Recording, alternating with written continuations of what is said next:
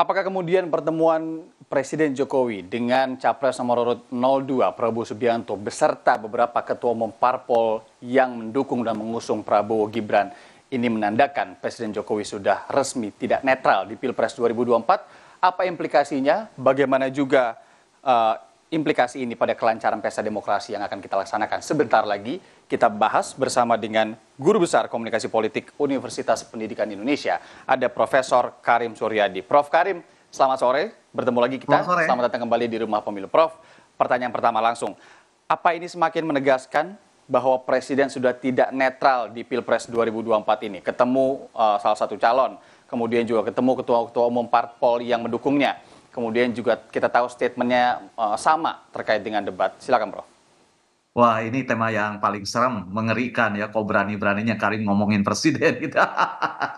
Tapi karena saya adalah pemilih, saya adalah rakyatnya Pak Jokowi, saya adalah orang yang sehari-hari setiap hari ngajarin demokrasi, ngajarin pemilu, netralitas, jujur dan adil, saya cobalah. Ya. Kalau Pak Jokowi kecewa dengan debat, saya juga agak Dan kecewa. tentunya kan penting perspektif komunikasi politik ya, Prof. Nah, kalau Pak Jokowi agak kecewa dengan debat, saya juga kecewa. Tetapi Pak, saya lebih kecewa dengan pernyataan Bapak. Mengapa? Pertama, saya mengapresiasi niat Bapak barusan yang menegaskan bahwa pernyataan itu untuk ketiga pasangan capres. Tapi itu sulit dipercaya karena konteks yang melatarinya. Pertemuan dengan salah satu paslon, pertemuan dengan ketum-ketum Mhm. pendukung, itu menegaskan bagaimana posisi Bapak, betapapun itu Iya. tidak dikatakan. Adapun dengan bahwa debat itu harus mengedukasi, menurut saya yang lebih penting mengedukasi adalah pejabat yang keluar dari istana. Jangan sampai pejabat ikut-ikutan memihak, menyatakan sesuatu yang jelas-jelas melanggar, dinyatakan sebagai tidak melanggar. Itu kan memalukan. Jadi, Pak Presiden, kembalilah kepada jalur presiden sebagai presiden yang sudah bersumpah. Sebab betapapun pemilu ini harus Hmm. diselamatkan menurut saya integritasnya. Kenapa saya bilang harus diselamatkan? Karena kalau soal keberpihakan sudah tidak perlu dipertanyakan. Soal netralitas tidak usah dibahas. Semua orang sudah tahu. Bagaimana mungkin bisa netral kalau ada anak bapak di sana? Dan saya katakan harus diselamatkan karena sesungguhnya integritas pemilu 2024 itu sudah tercoreng dengan keluarnya putusan Mahkamah Konstitusi 90. Meskipun secara hukum sudah final dan mengikat, aturan itu menurut saya hanya akan memberikan kepastian hukum, namun tidak memberikan keadilan. Sesungguhnya Ya. harapan tertinggi saya adalah kepada Pak Presiden dan kepada pihak yang diuntungkan dan keputusan Mahkamah Konstitusi itu adalah menjadikan keputusan Mahkamah Konstitusi itu sebagai hukum yang tidur alias tidak dipakai jalan untuk maju ke dalam kontestasi. Tapi karena tetap dipakai, ya jadinya Mhm. seperti ini. Persoalan etika terus muncul dan dipertanyakan, tapi selalu dibahas dengan cara-cara yang tidak menjawab persoalan. Jadi saya khawatir, sekaligus saya khawatir jika paslon 2 ini menang, saya khawatir isu etika yang terkait MK ini akan menjadi duri dalam daging. Dan lama-lama kan ini akan menjadi persoalan legitimasi. Jadi menurut saya itu persoalan sesungguhnya. Sebab Ya.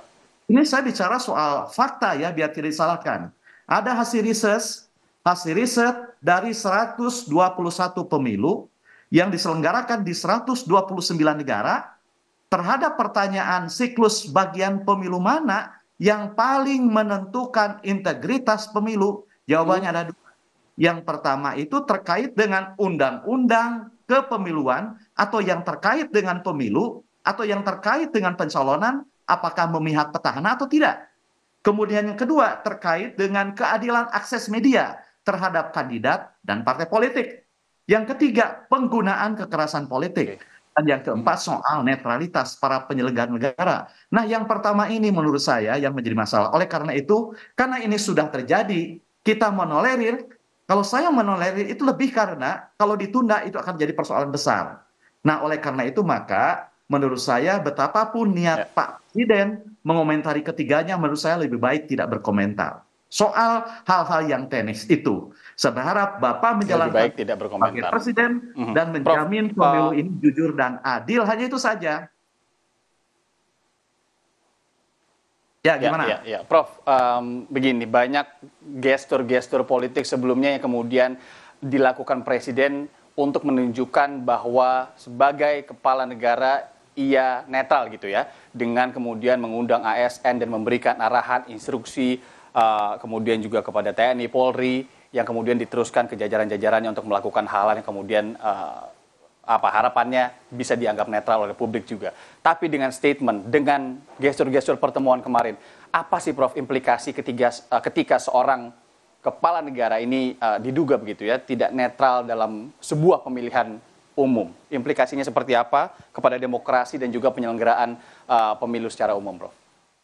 Jadi kata-kata itu punya keterbatasan. 1000 kali kita katakan langit warnanya kuning, tapi kalau patkanya biru, ya kata-kata itu lumpuh gitu loh. 1000 kali himbauan, arahan disampaikan kepada ASN, TNI, Polri gitu ya, pejabat yang lain-lain gitu. Tapi kalau misalnya fakta pertemuan dengan calon, fakta pertemuan dengan paslon pendukung gitu ya, partai pendukung, tapi tidak dengan partai yang lain, itu kan akan dibaca sebagai apa gitulah. Apalagi misalnya di sana ada terah biologis yang bersangkutan. Itu kan sulit, siapa sih orangnya? Apalagi beliau sudah menjelaskan, tugas orang tua itu adalah memberikan restu dan dukungan. Itu sudah jelas dikatakan. Sebelumnya lagi dikatakan akan cawe-cawe dalam pemilu 24. Jadi menurut saya itu narasi-narasi yang memenuhi tabiat sendiri. Ya, jadi sesungguhnya itu tidak usah saya katakan, tidak Ya. usah yang dikatakan. Karena itu apa yang terjadi, terdedah, tertampilkan, sudah mengatakan dan mengumumkannya sendiri tentang keberpihakan, tentang arah dukungan, dan lain-lain. Bahkan menurut Hmm. saya sudah terang benderang kok. Kan pernah ditanya gitu ya, apa ini tidak melanggar netralitas? Beliau katakan itu kan hari libur. Betul, aturan hari libur itu hanya ada pada soal kampanye. Apakah beliau sedang kampanye? Lalu misalnya kalau kita lihat iklan di TV yang dia berkampanye untuk satu partai, apa itu dibuat hari kampanye, tapi kan beredar di hari luar kampanye. Sorry, di luar hari libur gitu ya, yang tentang menang, menang, menang itu. Apa itu Hmm. Pak? Ya Allah gitu ya. Jadi sekali lagi saya hanya berharap tidak ada solusi. Jadi, maaf Prof, Saya saya potong sedikit. Banyak hal-hal, gestur-gestur politik yang memang tidak dikatakan secara lisan, secara langsung, tapi banyak yang bisa kita baca dengan pola, kemudian juga rangkuman event-event yang terjadi belakangan ini. Iya, menurut saya itu lebih dari sekedar gestur. Tapi itu sudah merupakan tindakan gitu loh. Sudah merupakan tindakan dukungan Penunjukan gitu. sikap. Mhm. Ya, bukan lagi gestur. Kalau gestur kan bahasa Oke. tubuh ya. Tapi kalau sudah bertemu, Bukan lagi berbicara gestur ya. dengan salah satu paslon atau dengan partai, ya itu dukungan gitu loh. Tidak lagi gestur. Ya. Kalau gestur itu soal cemberut, tidak Mhm, puas kan mhm. gitu ya. Itu dukungan.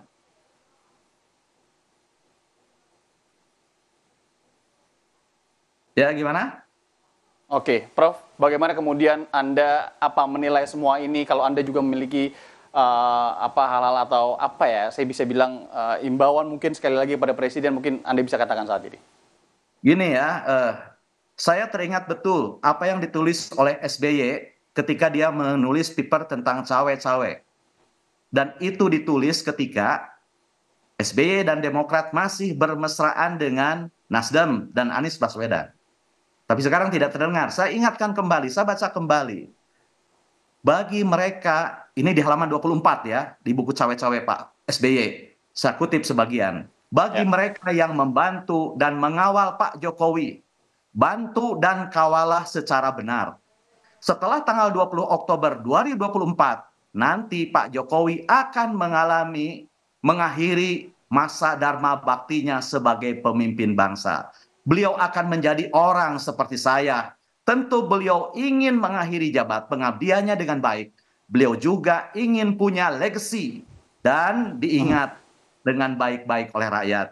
Jadi kembalilah kepada jalan yang benar sebagai presiden. Dukungannya hanya harus salurkan pada tanggal 14 Februari, tapi tidak perlu diumbar. Saya tidak bosan mengingatkan, bagi pejabat, dukungan politik, preferensi politik itu ada aurat yang harus dijaga. Karena presiden adalah orang tua saya, orang tua Irandi, atau Hmm. orang siapapun. Begitu. Ya. Terima kasih banyak Prof. Quotes-nya menarik membahas soal orang tua karena memang secara hierarkis juga merupakan sebuah posisi kepala negara yang kemudian semua akan look up ke dia dan semua akan juga mencontoh bagaimana kemudian ini nanti mengambil keputusan dan juga etika yang Prof tadi singgung. Prof. Karim dari Universitas Pendidikan Indonesia, Guru Besar Komunikasi Politik. Terima kasih atas waktunya dan semoga tidak bosan diundang di Rumah Pemilu, Prof. Sampai ketemu lagi, sehat selalu.